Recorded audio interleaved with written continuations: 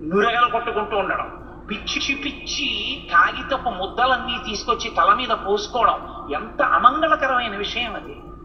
ఏనుగు స్నానం చేసి దుమ్ము పోసుకున్నట్టు వివాహంలో యజ్ఞో మే కామ సమృద్ధితాం పశో మే కామ సమృద్ధ్యతాం అని చెప్తుంటే అవన్నీ మీద పోసుకోకూడదా? పోసుకుంటే పువ్వులు పోసుకో, అక్షతలు పోసుకో, మంగళ ద్రవ్యాలు పోసుకోవాలి. అంతేగాని అడ్డమైనవి తీసుకొచ్చి నెత్తి మీద పోసుకోవడం ఏంటి అసహ్యంగా?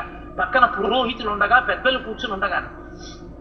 కాబట్టి తెర మీద ఏమీ ఉండకూడదు, ఒక్క స్వస్తిక్ మార్క్ ఒక్కటే ఉండాలి. ఆ స్వస్తిక్ మార్క్ ఉంది అంటే అర్థం ఏమిటో తెలుసా?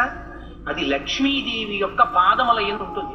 భవిష్యోత్తర పురాణంలో నారద మహర్షి అంటారు, లక్ష్మీదేవి గురించి చెప్తూ, పాదవుతే స్వస్తికాయుతవు అంటారు. అమ్మవారి పాదములలో స్వస్తిక్ ముద్ర ఉంటుంది. ఆ స్వస్తిక్ ముద్రతో కూడిన తెర ఉంటే ఆడపిల్ల తలెత్తినా అదే కనపడాలి, మగపిల్లవాడు తల